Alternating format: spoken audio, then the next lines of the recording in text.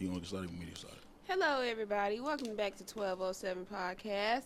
1207. We here with another video. I keep telling y'all, it was cool the first time. Maybe the second. It's not good the rest of the times. It's just not. I told we got to pre-record it. I'm not going to do that every single time. We talk about this every time. You still try it. So I tried at You the don't believe fat end. meat is greasy. I tried at the end. I thought since, it's in the beginning, you'll have a little more energy. In the beginning, it's the same thing. In the middle, it's the same thing. At the end of the episode, it's the same thing. Anywho. Look at that. And all you're getting. So, we are here to continue the love series. Learning to love. Yeah, what is it called? What are we doing? Believes all things. Believes all things. Believes all things. That is the next subject of what is love. So, believe all things. After kind of going through some different commentary and just going through different commentary and just looking up the meaning behind believes all things, we came to the resolution of basically it's a willingness to trust. Mm-hmm. A willingness to trust. And there are a lot of different sub points that can go under a willingness to trust. And one of the ones that I had came up with was that when it comes down to a willingness to trust, you have to be willing to trust the becoming of your spouse. Mm-hmm. Willing to trust the becoming of your spouse. Now, of course, this looks different when it comes down to actually being in a marriage versus those who are in a relationship whose end goal is, marriage. And the reason why I feel like there's a difference between the two is because when it comes down to a relationship, there's a level of maturity, that is necessary when it comes down to being in a relationship, when getting into a relationship. I feel like a lot of people, they don't have maturity these days getting into a relationship because more people are more so, wanting to just be like my man, or that's my boo. And no one has even put the work in to even have the foundation, the correct foundation of what it is to begin to get into the relationship in the first place. Right? A lot of people it's just, I don't want to get into it, but it's just a lot. And so I think when it comes down to being in a relationship, we more so look at, dare I say, the potential of a person versus actually looking at the fruits and the work that God is doing in that person. Right? And like I said, doing, because it's not complete. It's doing the work that is in there. Because I feel like a lot of us, when it comes down to relationships, ain't even no seed in the ground when it comes down to a person. Like, we don't even see the seed that is being planted, that God is doing a work. We just don't want to be lonely, basically.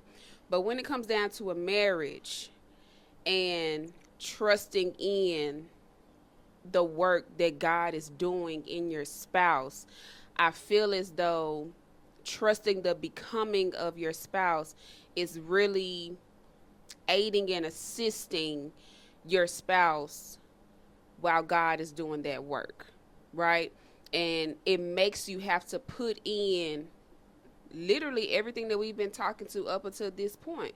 It makes you have to operate in kindness. It makes you have to operate in patience. It makes you have to operate in calling out the iniquity instead of rejoicing in it. It makes you have to just, operate in all these different things we've been talking about what real agape love is when it comes down to trusting the becoming of your spouse.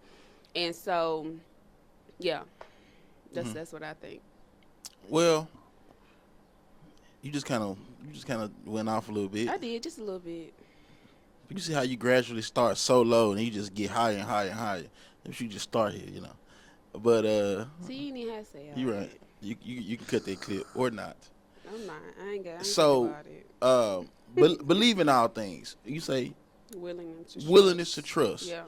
Yeah. So trust is the key word here. And trust is something that's imperative for a marriage. Literally, you got to have Mhm. trust. So, first thing is trust is ridding yourself of the trash that has been occurred from your past relationships. Okay. Your spouse is not them. Mhm. Point blank. Period. There will be times where you start seeing remnants or traces of people that you was in relationship with in the past. But you have to remember, my spouse is not them. Mhm. Because see, we can take a weak moment and go off the rails with it. Mhm. Spouse can be tired. Spouse can be frustrated. Your spouse could have had a bad day, and they start exhibiting certain traits Mhm. that will remind you of what you didn't realize you married or what you was used to be in relationship with. But it's to remember that they're not them, and I have to trust again what you said in the becoming. Mhm. A moment don't stop the becoming. Right. A day don't stop the becoming. A bad week don't stop the becoming. Y'all ain't gonna like this. A bad year don't stop the becoming. Right. Because it's all a part of the process. A person can have a year of finding themselves, a year of learning to trust, a year to learn to forgive, a year of really developing themselves, a year to become all that you know they're called to be, because you already had an idea of them before you said I do. Mhm. Matter of fact, that's what encouraged the I do, is the Mhm. idea you had of them.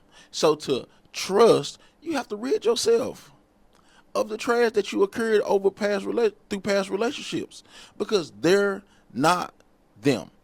Your spouse is your spouse, and we have to also remember not to not to allow the trauma of the past to stop you from seeing the treasure of the future. Mhm.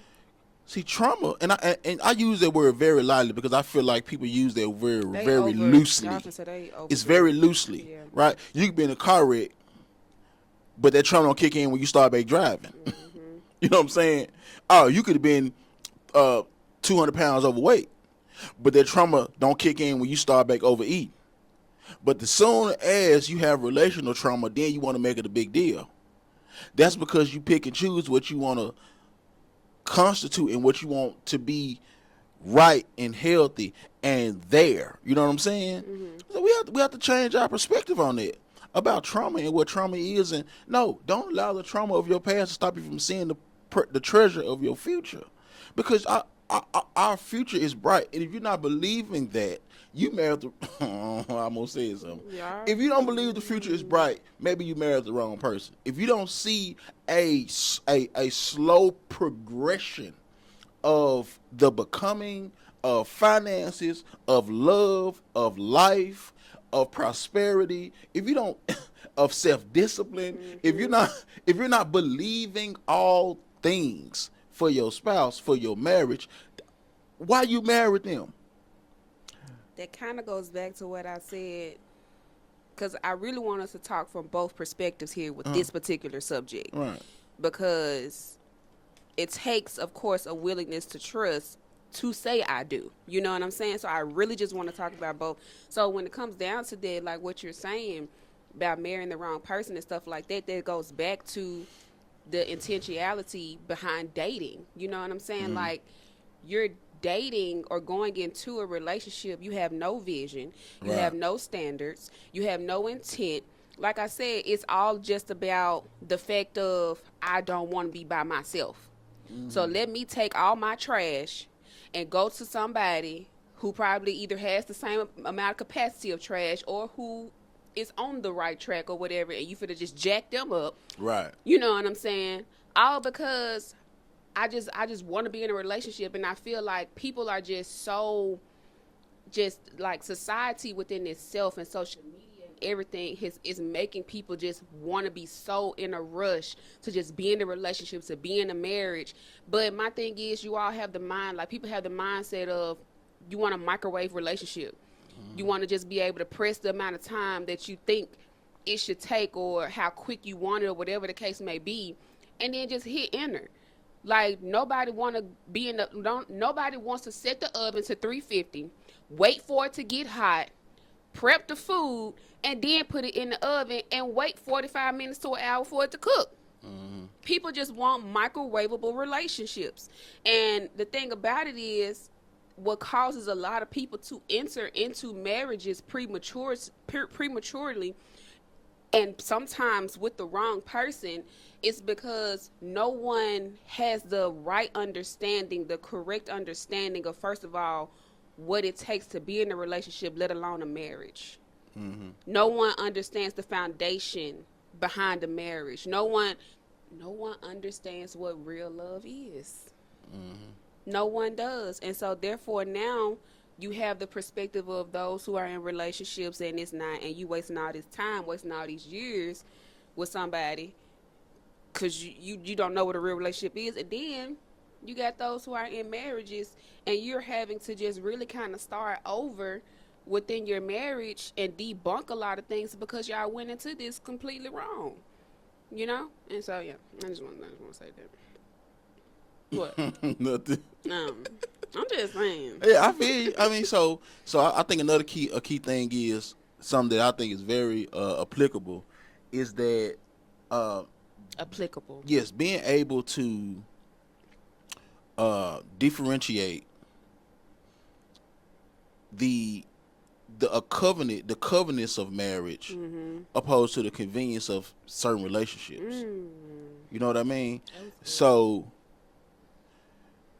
you married by choice, but let's be honest. Be honest. Over 70% of your past relationship was based off of convenience. Yep. You dated them because they were present. You know what I'm saying? You spent time with them because they were available. And maybe the one that you should have married, maybe you didn't marry them because they were busy. But now you're married, right? And so I want to kind of walk through this thing about how to do it in real time. Now that you're married, you have to have a clear vision, and you brought it up, a clear vision of what you want to see. Right. You have to be sure of both. We're gonna go individualistic here. You have to be sure of your responsibility to make sure that the marriage is healthy. Because hopefully both husband and wife are watching this video, so it hits home for both of y'all. You have to be sure of your responsibility while married. You have to know exactly what's required of you to constitute a healthy marriage. You know what I mean? And again, leaving what happened in the past. Okay? Leaving what happened in the past, because I think really it's a renewed mind problem. Yeah, that is good. I think it's a renewed mind problem. That's good. I think that once you get married, you change the way you talk. You change how you dress to fit what your husband like. Your husband changed the way he dressed to seem appealing to his wife. Everything outwardly changes, but inwardly they're the same thoughts. Exactly. Consequently, you have not renewed your mind. That's why you easily go back to the way you used to think.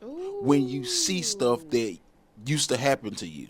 That's good. It's because your mind haven't been renewed. So in order for your mind to truly be renewed, you have to first see. Well, the first thing to do is get a relationship with Christ.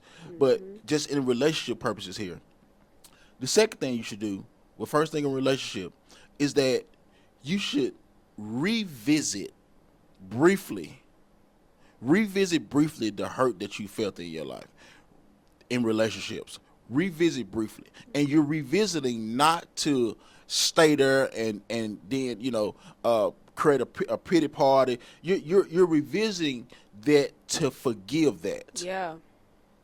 Okay, Yeah. you are revisiting that bad relationship to forgive that bad relationship, and you realizing that bad relationship has nothing to do with me now.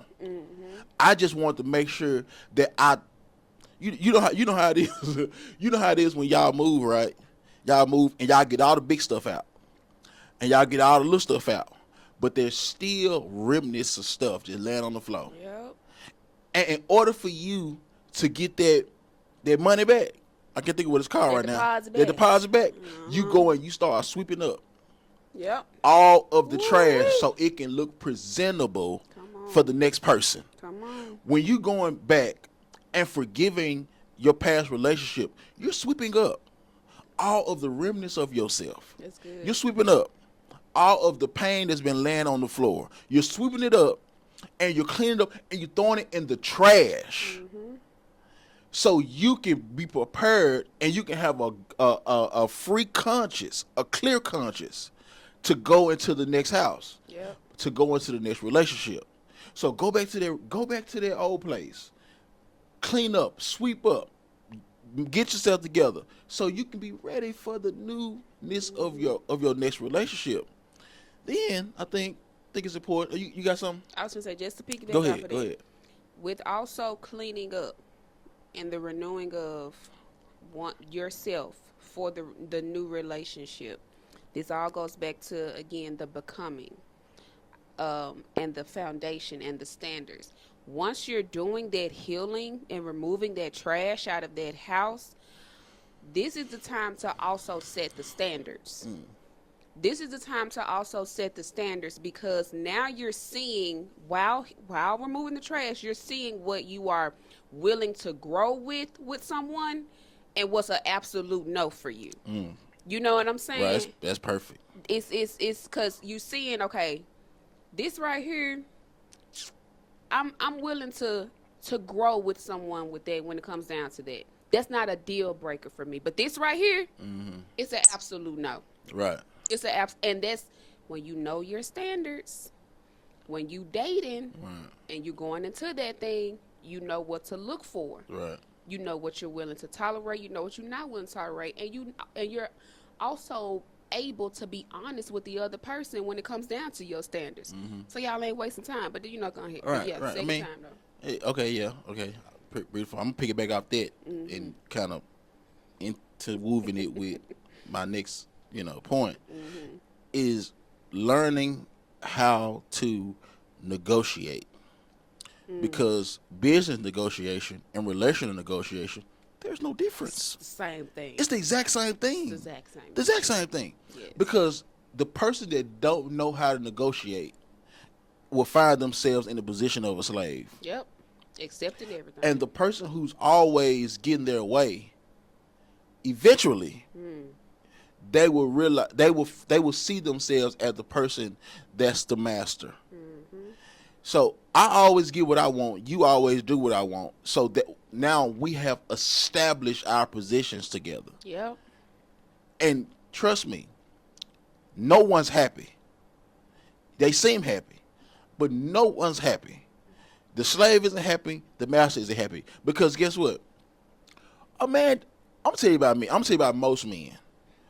Some men got issues, but for the man who got a clear conscience, a good mind, they want a woman who knows herself, who knows her standards, and who knows what she desires. Because what that do is it helps you to understand that out of everybody, she chose me. But if you have no standards, you have no boundaries, you are not clear of your desires, you would choose anybody who slap you on the booty. You'll choose anybody who say you pretty. You'll choose anybody that say you gorgeous and sexy.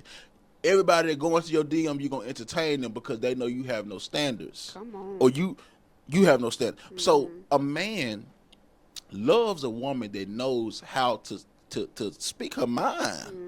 And I'm pretty sure women do too. That's what attracts, you know what I'm saying? They Exactly. love a man that's articulate, that know how to think, that's a provider, that have a sense of self-discipline. Has a clear vision. They Yes. So the the person in a relationship that's a slave, the person in a relationship that's a master, neither one is happy because the slave isn't happy in a relationship because they never get what they want. The master isn't happy in a relationship because they always get what they want. So we must constitute the ability to negotiate and say, "You're my husband, but these are my standards. Yep. These are my boundaries." Yep. In a healthy way. In a healthy way. Yeah. You're my wife, but this is my standard. These are my boundaries. This is what frustrates me. This is what I'm cool with, right? And some relationships gonna be easier than others, Right. because see, Janiyah, she has standards and boundaries, and she's very vocal about them. Me, I have standards and boundaries, but it has to get too ugly for me to start speaking on it. I'm so indifferent about a lot of stuff that it seems as if sometimes I don't have them. But really, I'm like, man, it's not worth the conversation. It's not worth the discussion. It's not. It's just not worth it. And the But Lord paired you with someone who's going to make you talk a little bit. But sometimes. if you're in a relationship with a person that's similar to you, Yeah. that both of y'all are vocal about boundaries, y'all really, Yeah. especially people who've been previously married, and y'all just got remarried. So y'all have done this before, and y'all like, both of y'all really need to master the ability to negotiate. Listen, it's negotiation. We have changed it to compromise. You know what I'm saying? Yeah. But really, it's negotiate. It's the pulling of the tugging that helps the job get done. I think that's a good definition. He helps the job get done. But if one is pulling and the other one isn't tugging, nothing is happening. All right. You know what I'm saying? And see, sometimes it comes off as argumentative. It comes off as combative. If I'm pulling and you tugging, it seems as if, are we arguing? Are we debating? Are we not friends? Are we not? No, we're negotiating. Because I want to be happy. I want you to be happy. But you being 100% happy is gonna have me 100% sad. Right. And me being 100% happy is gonna make you 100% sad. That won't work. It's healthy communication. It's healthy communication, healthy negotiation, healthy compromise. So we can all of this stuff is the nuts and bolts of having a godly marriage. Right. Exactly. But people only want to limit it to love your wife like Christ loved the church. That's it. Submit to your husband like you submit to God. It's trash. But they don't talk about the vision that the husband is supposed to have for the wife to submit to. It's trash fundamentally, and it's just like saying, it's just like going into a new city and somebody tell you, man, just make it right. Like, what right? What street? What zip code? What, you know what I'm saying? It's so many unanswered questions. And what we try to do is give you because see, I'm telling you, me and Janiyah, we deal with this stuff now. Right? Right now. We've been married going on 11, but I'm going to say 10 years, but every time we get in the year, I always say going on to the next year. I mean, but we closer to 11 than we are for December. It's about to be May. Maybe you're right. Now, if it was January, okay. You But can say 10 years. Yeah, you're right. But yeah, these are the nuts and bolts of marriage and things that really need to be considered. Because if not, you may wake up one day and hate who you wake up to. Yep. And needs to be considered so that you do not say I do to somebody and wake up to somebody who you really don't like. Right. Like it goes both hands. But yeah. So willingness to trust. What's another point? Because we can keep talking about becoming. That's a lot right there. I mean, we actually got to get out of here. Oh, I honestly thought that was, I was say that was perfect. And you ain't paying attention to the time. As I was about to say that was perfect. You closed it at the perfect time. I can still close it at the perfect time. You close it, you can cut it out. I'm serious though, because that would be perfect closing it out. So you can just cut this part out and then you can you do that? Willingness. There you go. Not to do it now. Willingness to trust.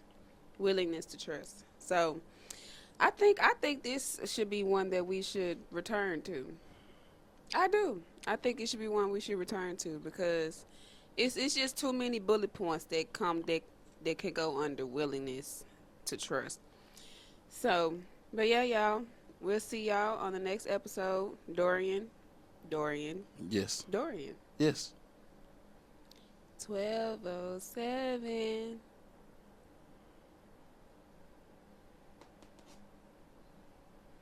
Damn, my mind just stopped working. Goodbye, you guys.